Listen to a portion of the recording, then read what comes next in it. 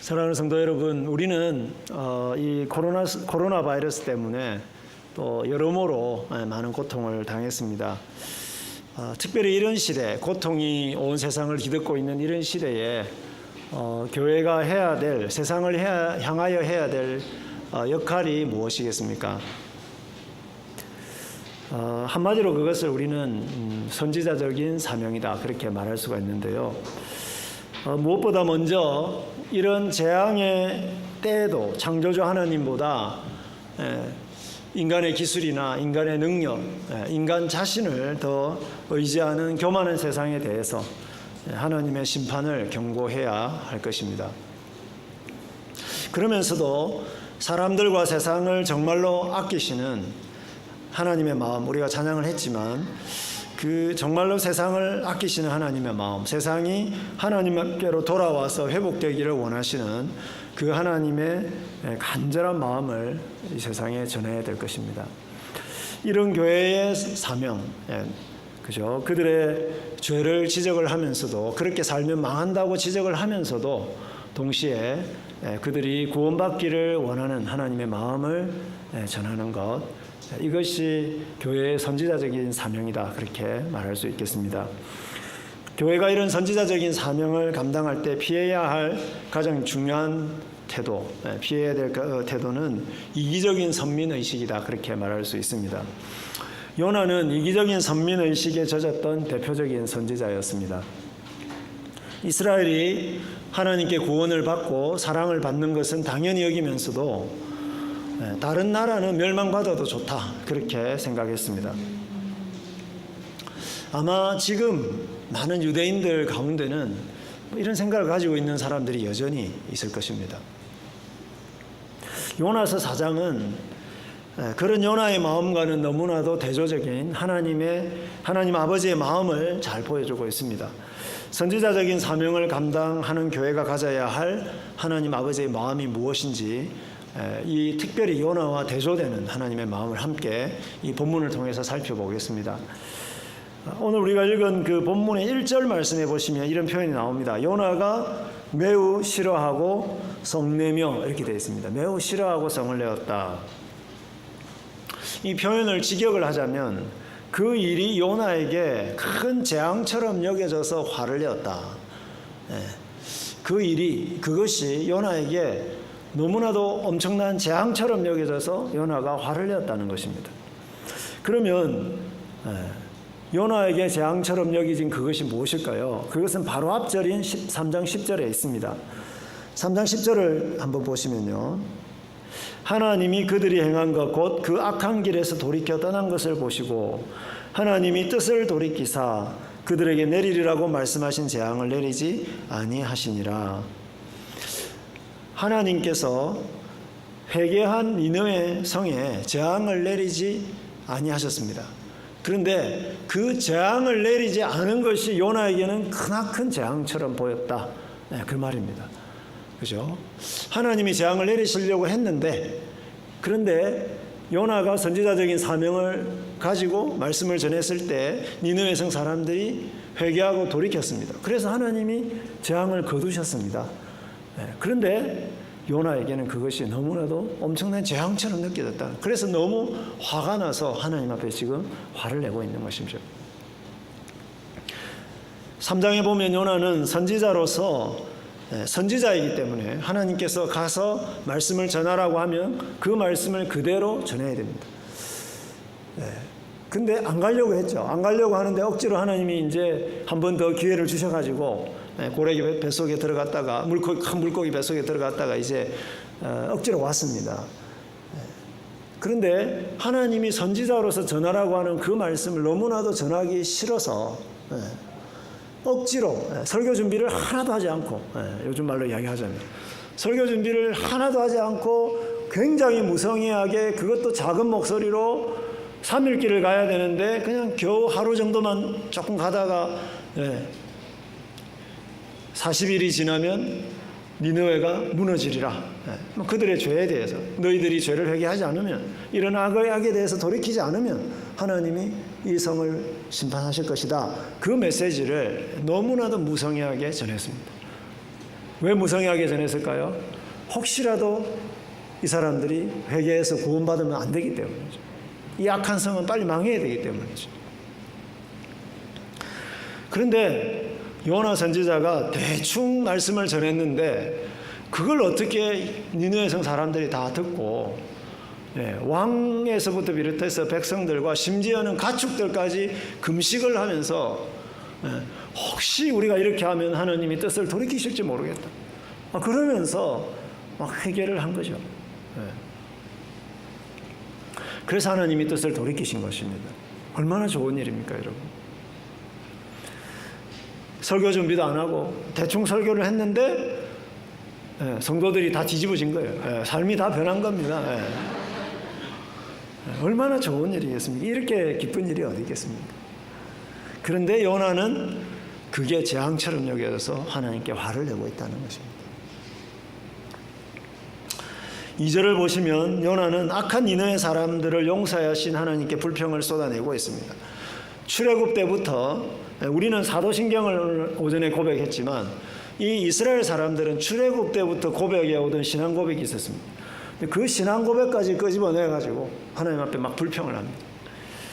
여호와여, 같이 읽어볼까요?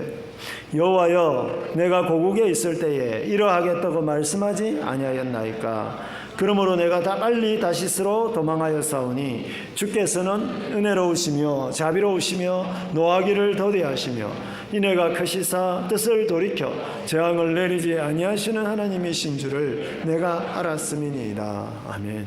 굉장히 은혜로운 말씀이죠. 은혜로운 신앙 고백, 우리가 함께 고백하는 신앙 고백입니다.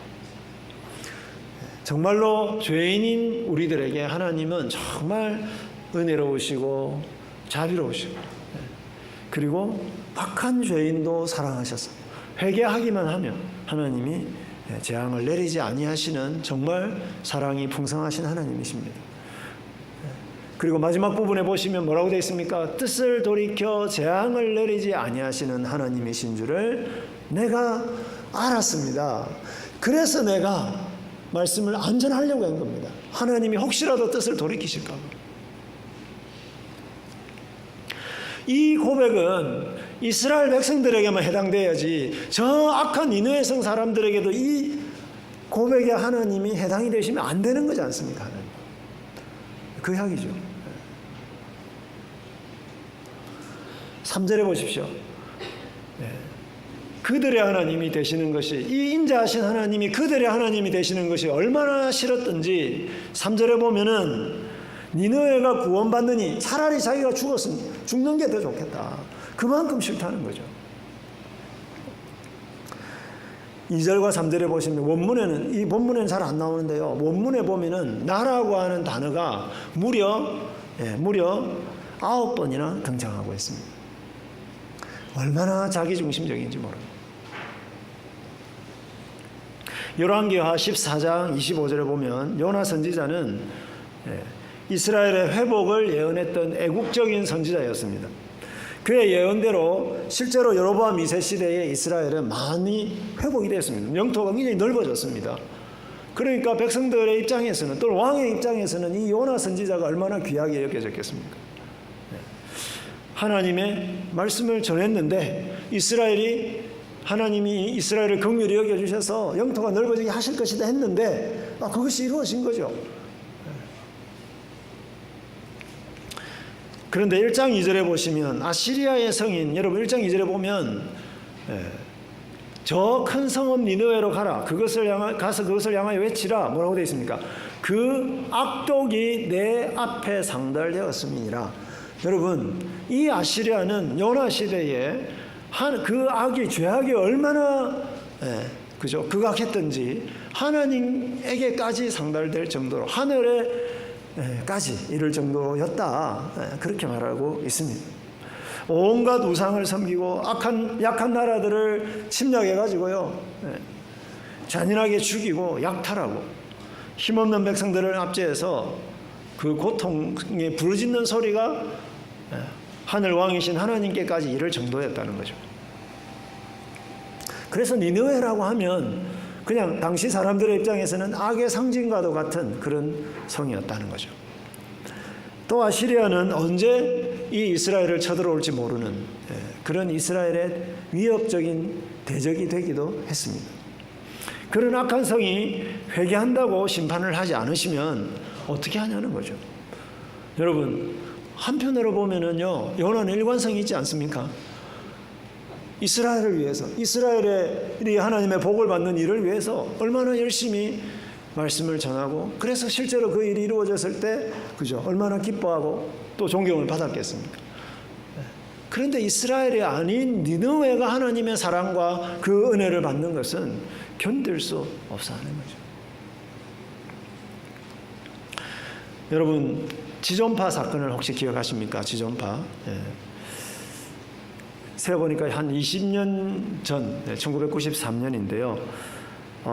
김기환이라고 하는 이 사람을 비롯해서 일당 7명이 있었습니다. 그런데 1993년부터 1년 동안 5명을 연쇄적으로 살인을 했습니다. 이들은 부유층에 대한 증오심, 그것 때문에 여성을 납치해서 윤관을 하고, 실제로 그 여성은 실제로 부자가 아니었습니다. 근데 자기들이 보기에 부자였던 거죠. 그래서 또 여성들에 대한 어떤 그 분노심 이런 것들이 굉장히 강했다고 합니다. 그래서 이 여성을 윤관하고 살해하고 암매장을 하기도 하고요. 4명을 살해하고 그 사체를 토막내고 인육을 먹기도 하는 등으로 정말로 잔인한 엽기적인 그런 연쇄살인 행각을 벌였던 사람들이었습니다. 그러다가 체포가 됐는데요. 이재명 집사님이라고 하신 분, 그 이재명은 아니고요. 다른 이재명 집사님이 전도행전이라고 하는 책을 썼는데요.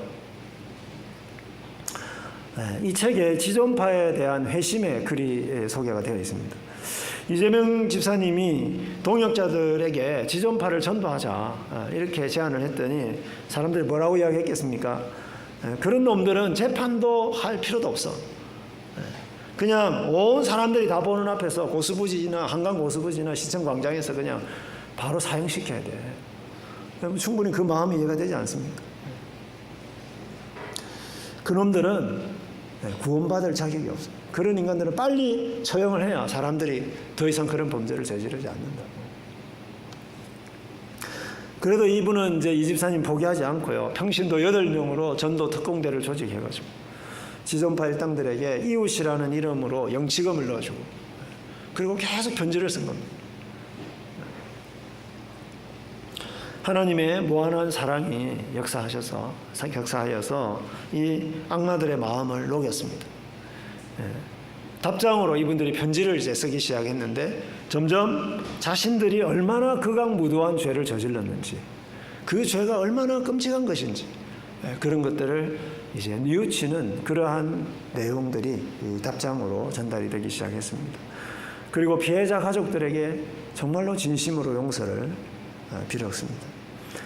사형 집행전에는 시신을 기증하기로 약속을 하고요. 그리고 자신들이 받았던 영치금으로 다른 사람들을 돕기도 했습니다. 모두 사형장에서 하나님을 부르면서 하나님의 품에 안겼습니다. 여러분들은 지존파 같은 사람들이 회개하고 하나님 품에 안기게 된 것이 기쁘십니까? 만약에 여러분의 그들의 가족, 그죠? 그 피해자 가족이었으면 어땠을까요?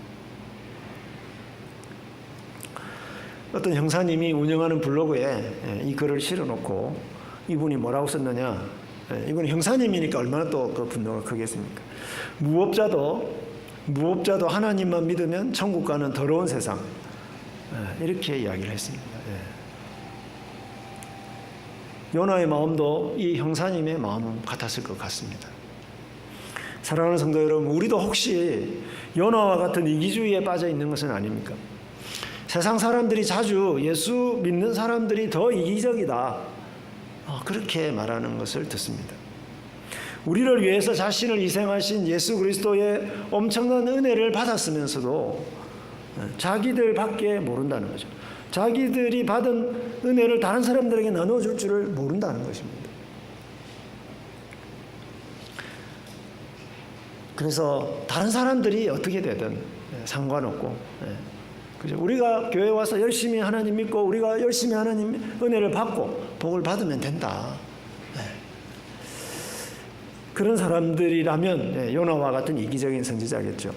거기서 한 걸음 더 나아가서 저런 악인들은 하나님이 절대로 용서해 주시면 안 된다고, 절대로 구원해 주시면 안 된다고 생각하는 것, 그것은 더 악한 것입니다. 나에게 자비하시고 은혜로우시고 뜻을 돌이켜 재앙을 내리지 아니하시는 참 좋으신 하나님이 그들의 하나님도 되셔서 그들이 회복되는 것, 그것이 하나님의 뜻입니다.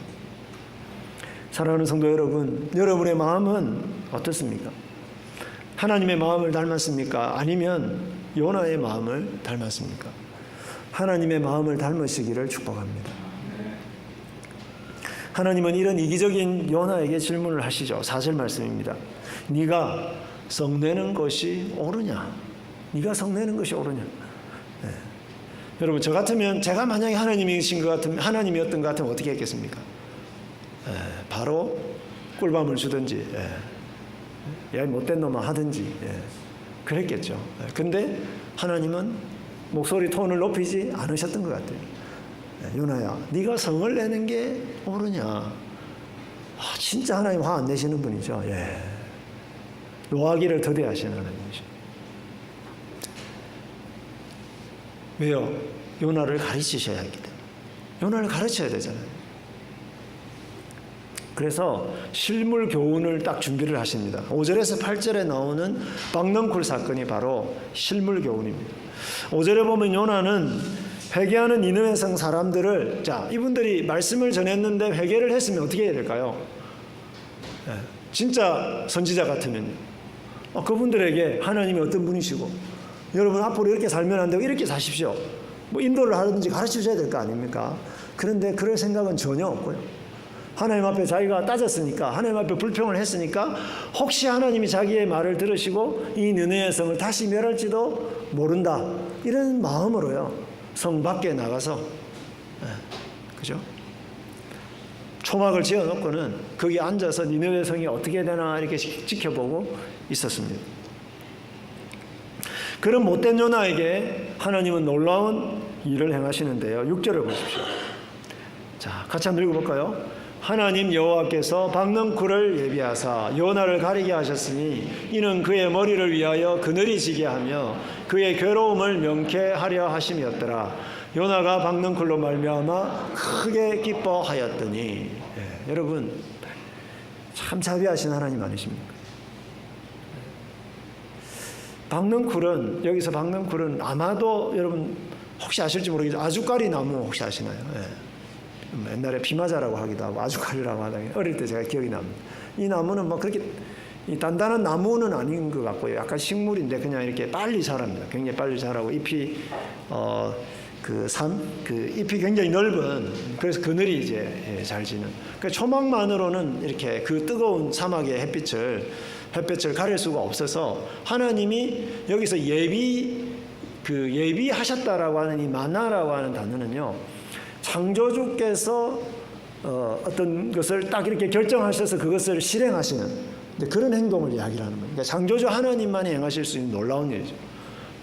그죠? 금방 나무가 자라게 하셔서 요나의 머리를 가리고 그늘이 지게 하셨다는 겁니다. 저는 이 장면이 특별히 연상이 되면서 굉장히 은혜가 됐습니다. 요즘은 여름에 제가 햇볕 가운데 나가면 너무 뜨거워요. 가려주는 게 없어가지고 얼마나 뜨거워. 머리카락의 소중함을 여름과 겨울에 특별히 많이 느끼는데요. 얼마나 만약에 햇볕을 바로 받으면 얼마나 괴로웠을지 여러분 상상이 되지 않습니까? 사막인데. 여기에 괴로움을 면하게 하셨다. 이 표현이 뭐냐면 역시 앞에서 이야기했던 거 똑같은데 그를 그 재앙에서 구원하려 하셨다.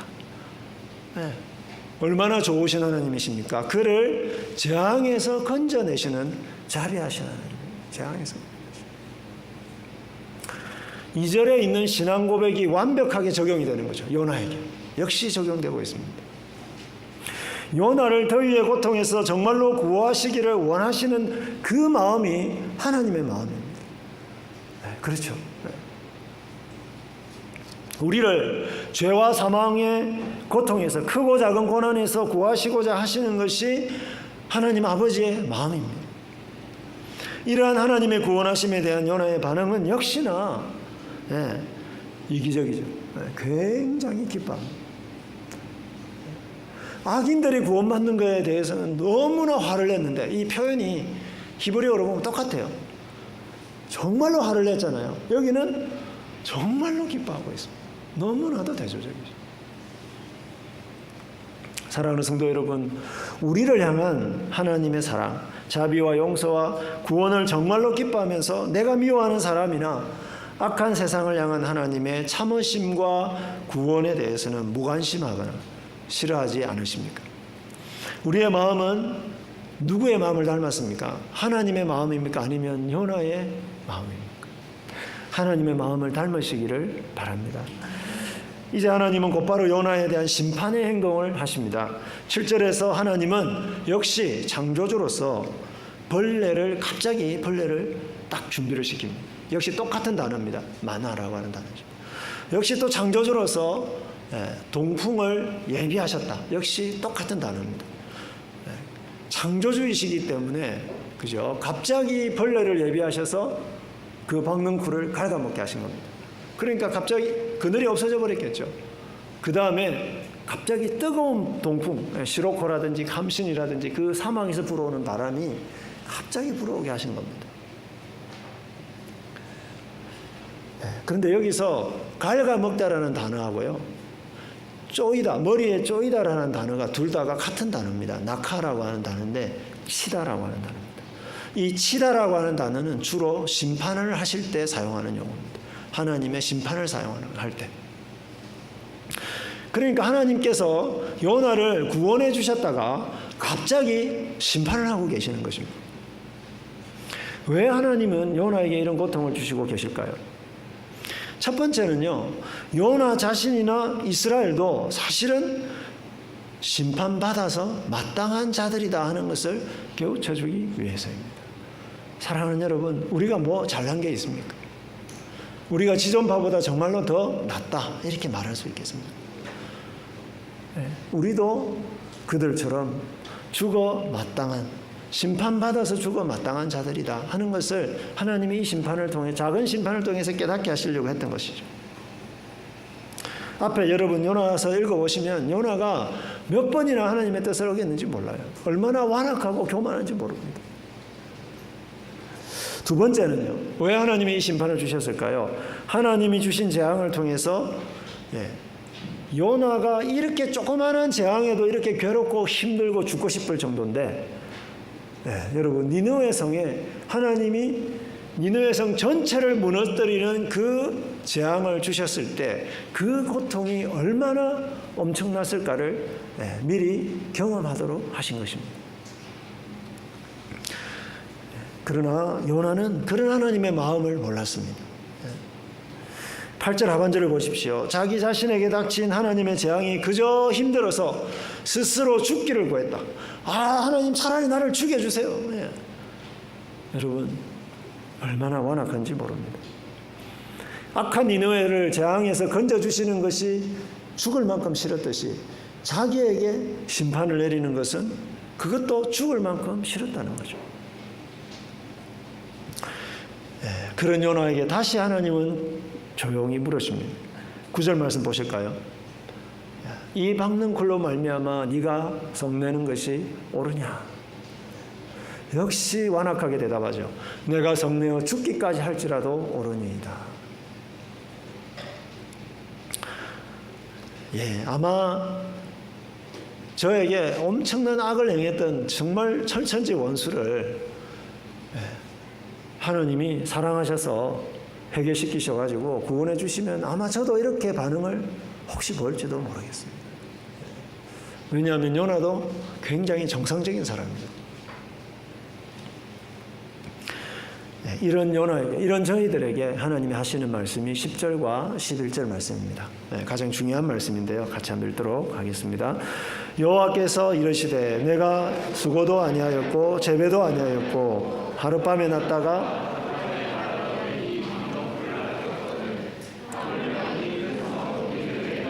좌우를 분별하지 못하는 자가 12만여 명이요 가축도 많이 있나니 내가 어찌 아끼지 아니하겠느냐 하시니라.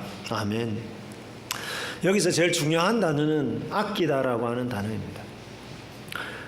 아끼다라고 하는 단어가 2번이나 나오고 있습니다. 이 단어는 정말 애를 태우시는 그런 마음, 또 정말로 불쌍히 여기고 긍휼히 여기는 마음입니다.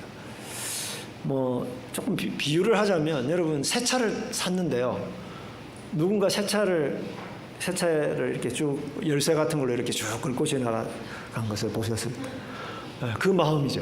여러분 그 마음. 그게 그 마음이에요. 또는 정말로 사랑하는 아기가 쭉 걸어가다가 앞에서 탁 넘어졌는데 무릎이 깨져서 피가 난다든지, 그런 거를 보는 부모의 마음과 같은 그런 마음일 겁니다. 그게 아끼는 마음입니다. 여러분, 요나는요, 자신에게 그늘을 제공해 준다는 이유로 자기가 키우지도 않은 그 박능굴을 얼마나 소중히 여겼습니까? 근데요, 하나님은 정말 심사숙고해서 우리를 창조하셨죠. 니느웨 성 사람들을 창조하셨죠. 태어나게 하셨고, 지금까지 하나님이 양육해 오셨고, 그들이 정말 똑바로 살기를 정말로 간절히 기대했던 그런 자식들입니다. 그런데 그들을 얼마나 하나님이 아끼실까요? 창조자 하나님은 심지어는 그들의 가축까지도 정말로 아끼신다, 이렇게 말씀합니다. 이 마음이 자녀인 우리를 아끼시는 하나님 아버지의 마음입니다. 저와 여러분을 아끼셨던 그 마음입니다.